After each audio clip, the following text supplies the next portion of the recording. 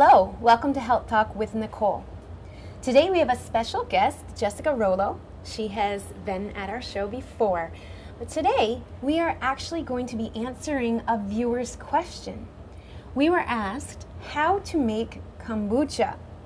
Now some of you might not even know what kombucha is, so hopefully we'll give a lovely little brief explanation of what kombucha is and how to make it yourself. So Jessica, tell me a little bit about why and how you got to start making your own kombucha. Well, probiotics are all the rage right now. Everybody wants probiotics. So I started buying the bottles of kombucha, and I really like it. It has this nice sour, tart, sweet taste that's really great. But it's $3 a bottle. So plus, I think actually more, three and change. Three to four bottles. $3 to $4 a bottle, so it's expensive and it's super easy to make, so why wouldn't I? And honestly, now that it was kind of scary the first couple of times I made it, but honestly, mine's better. So I'm with you on that. I'm kind of a newbie still, but I've started doing a little bit at my house as well. And my family laughs at me because in a few minutes you'll see why, because it looks like you're rotting something on your kitchen counter. Yeah. So again, let's go back a little with the whole probiotics rage. What's the benefit? It's digestive health and yes, and it's a good detox. Kombucha actually absorbs metals and other toxins, so things that are in your body, the kombucha will absorb and then flush out of your body. So that's another benefit to having kombucha, and I think it's just a nice treat. Like really, that's what my family usually uses it for. It's a really nice treat. It's a good alternative to soda or even wine, depending on the flavor that you make, it's a good alternative to a wine. You put it in a pretty glass. I do. Yeah. I like to reuse. I have bought a lot over time, and I reuse my bottles, as you can see, and we'll talk about that in a little bit. But so your kids drink it and they like it? Yes, they do. Depending on the flavor. I mean, we experiment a lot, so some of them are like, "Mom, this isn't your best," but my family's favorite right now is pineapple and strawberry flavor. So nice. Together? Nope. Or separately? Two separate. Nice. Everyone has their own opinions, but perfect. Yeah. Excellent. I'm sure we'll talk a little more as we go along, but I'm excited. Let's. How do you start? If somebody wanted to start this and they know nothing about and they have nothing, okay. What do they need to do? So, to make kombucha, what you need is a starter. So. You can start by getting a plain bottle of store-bought kombucha, but it takes a lot longer, so that's probably not the best beginner way to do it. What you need to have is a starter and a culture that is called a mother or a SCOBY. Some people call it a mushroom. Kind of looks like a mushroom. It kind of looks like a mushroom, yeah. And I have a really giant one because sometimes I just leave mine in the jar. And I just keep refilling it, if no one's using it. You can compost them afterwards, but what you need is a starter. And these reproduce every time, and you can recycle them. So basically, it's bacteria. It's a healthy bacteria, correct? This is, SCOBY actually stands for a symbiotic colony of bacteria and yeast. So every time you make a batch of kombucha, you'll get another SCOBY that forms on the top. So you can share it with a friend or leave it in the jar or compost it. I've heard people do crazy things with it, like making SCOBY jerky, or I've never been that adventurous, but I've seen people talk about making like face masks with them, but we're not gonna get into that. I usually just throw them out or compost them if no one wants them and I start to get too much.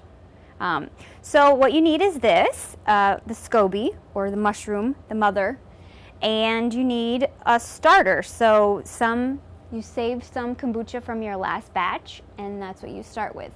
So this is where if somebody's just starting, like our viewer that knows nothing about this, if they have nobody that they know, would they just use this? They can. It's a little bit longer of a process, and maybe okay. we can discuss that in a blog or something. But the best bet is to really get something that's It looks like made. Jess has a lot to offer, so I give do. her a call. And you know, I mean, and Nicole also has a giant SCOBY there, and I have to admit, this giant scary one came from my house. Yeah, so, and they don't have to stay around. You know, I could rip this in half and give half to Nicole and half to another friend. They don't have to be pretty. Obviously, they don't have to be pretty. So what you do is you start with making a batch of sweet tea, and I usually make mine extra strong. I make an extra strong batch of sweet tea, basically because when you're brewing the tea and you're steeping the tea, the SCOBY is alive. So you don't want to put a SCOBY into a steeping hot thing of tea. So I usually make my tea really strong and about half of the liquid that I'm going to use. And then while it's cooling, I just get another, just regular water and just mix it in. So it's the kind of just tea that I like. Water out of a tap, or do you get it filtered or distilled? You should not ever make kombucha with water that comes from a tap that's from treated water, because it has chlorination in it that won't make your SCOBY happy. So you can just get regular tap water, and also the sugar. You can just use regular sugar. It doesn't have to be any kind of special sugar, and it doesn't have to be That's any. when you make the tea, yeah, the sugar in the like tea. no, because of the sweetness. Yeah, no, like agave nectar or honey also has antibacterial properties that can mess with the pH balance of making a safe kombucha batch. So really just sugar. If you're really, want to be organic, you can get organic, but it just needs to be just regular sugar. So you can make a whole gallon of kombucha for $1 or $2 for a whole gallon. So it's amazing considering we said these are about almost close to $4 depending on where you get it. Yeah, I mean, the worst part about making kombucha is you need to wait 7 to 10 days minimally for you to have a nice batch of kombucha. And so I'm going to make about a gallon of kombucha today. So I have about 7 or 8 cups of tea here. And to save time, she did this obviously prior. Right, we don't want to have to wait for that to cool. And there's about a cup of sugar in here.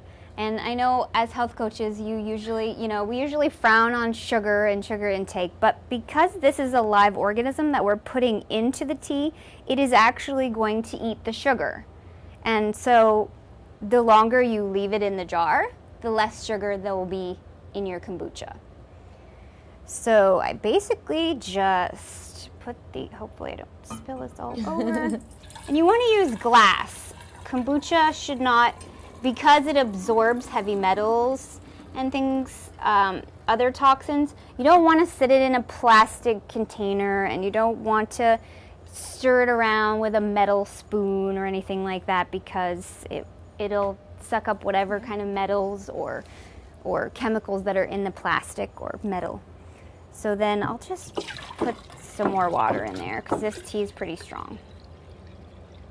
And just regular tea also. Right now I have a blend of green tea and oolong tea that I put in there. So you don't want to use anything that's really oily, like you don't want to put things in there that have oils like something like an orange spice, or other herbal teas like a bergamot has oils in it that can make, Fabulous, but not great for this. Right, yeah. I mean, it would, they have a great flavor, but the tannins in just a regular green tea or black tea or a oolong tea is really what's best. I think what we'll do as we're doing this, I'm thinking definitely on a blog or maybe on my website, we'll give an entire rundown, step-by-step process with an ingredient list, I think. Yeah. Would that be something Yeah, that and you you don't have to make a batch this big either. You could just downsize this and make a quart-sized jar just for you when you're experimenting. I know it looks scarier than what it is. I think the first batch I made, I tossed it out. I'm like, no, no, that's too scary. But but I got braver, and now it's, you know, I hardly really even measure. So after it's all mixed, you just take your SCOBY, and you can just drop it in there. It can float, it can sink, it doesn't matter. And do whatever it wants. It can do whatever it wants, and then you put some of your this is some kombucha that I saved from another batch. And so for this size jar, you need about a couple of cups of a starter. And you want to leave some headspace, so I might have put... So this just keeps it going. This just starts it. Get everything going. Yeah. I could have left a little bit more headspace. And then when you're done, because this is sweet tea, you don't want to attract my goodness, fruit flies or ants. You know, everyone wants some sweet tea. So I just secure it with a coffee filter and a rubber band. And then you just leave it alone. When you run out of coffee filters, I used a towel and a rubber band on mine. Yeah, I know. Some people use a cheesecloth. I really think that there's too many holes in a cheesecloth, so this makes me feel safer. And then you just wait. You just wait. I usually shove it in the cabinet, or I put it in the corner of my countertop where I'm not gonna use it or touch it. You just leave it alone. And you'll start to see a film on the top at first. You know, you can just peek in there without disturbing it too much, because there's going to be a SCOBY that's going to form, and it's going to be the same size as the container that you use. It's going to form on the top, and at first you'll just see a little film, and then as the days go by, the film, it's usually a whitish color, and it'll cover the whole thing. After about 5 days, you can start tasting it, because when you're a newbie, you probably like a sweeter kombucha. So I would start tasting at about 5 days, and you could just, like I said, you don't want to put metal in here or plastics. Plastics could be in there for a second, but you know, you don't want to be leaving them in a plastic. So I usually take a straw. And, you know, like when you're a little kid, you put the straw, you know, just slide the SCOBY over to the edge and get a little bit of the kombucha in there and taste it and see if it's still sweet, then it's probably not done yet. It needs to have a nice tartness, a little sour taste for it to be done. And I usually start drinking mine, or I take mine out between 7 to 10 days. Kombucha should be made between 70 and 85 degrees. If it's warmer, then it will ferment faster. Yeah. And if it's cooler, it'll take longer. But you can leave it in the jar up to 30 days is fine. It's just going to be really sour. You can make a nice salad dressing with it, or something more tart. And that is pretty much it. I mean, that's easy. Plain kombucha. And so we got a little creative. I know with mine, I like to put strawberries. So we just showed you our visual. So what I like to do is, once that's ready, I re-jar it in a jar with a plastic top, and then I put my berries on top, and I let that go for a little bit as it eats up this sugar. Is that correct? Yes. So if you like your kombucha to be flavored, which I generally do, goji berries. As you're tasting it, you want to try to predict, like, this is, you know, I could drink this more tart, but I want to flavor it. So I will take it out and put it in, usually I do mine in mason jars. Yes. And then the kids pick a flavor, you know, like my daughter will pick strawberry and my husband wants the pineapple. So we'll have mason jars, and I'll distribute, you know, some of the brewed kombucha, saving about 2 cups for myself to refill this. And then I just let the kids throw whatever they want in there. You can throw in the strawberries all diced up like this, or a lot of times if I'm feeling impatient, I will take my stick blender and blend it, because the more surface area, the faster the sugars can get eaten up. I've heard that as well. Or some people put juice in theirs, and then you put a top on there, And you can actually, the kombucha will start to form its own carbonation, just natural carbonation. So, I mean, I think that might be the trickiest part, because to get the carbonation just the way you like it, you have to be careful and just burp your jars if you're worried about too much carbonation in it. Yeah, you hear that fizz? Yeah. You just want to just give it a little burp if you don't think it's done yet, because that kombucha jars have been known to explode. So, you know, put a towel on them.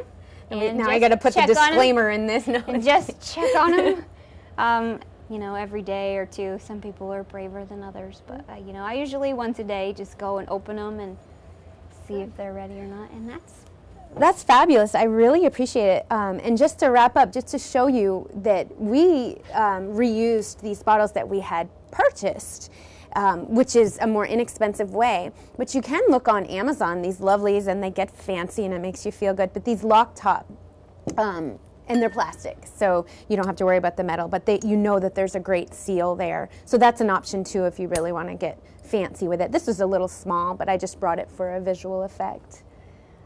Wonderful. So I think for sure we will put together a step-by-step process, and you'll be able to find that on the website. Yeah. So thank you so much, Jess. You're welcome. And thank you for watching Health Talk with Nicole. If you have your own burning question like our viewer did about kombucha, anything at all you want to know about health, we'd love to answer it here on air. You can visit the website at www.elitehealthandwellnessvt.com, and right on the homepage you can click over on the Health Talk section and submit a question. Thanks again for viewing, and have a happy and healthy day. Bye-bye.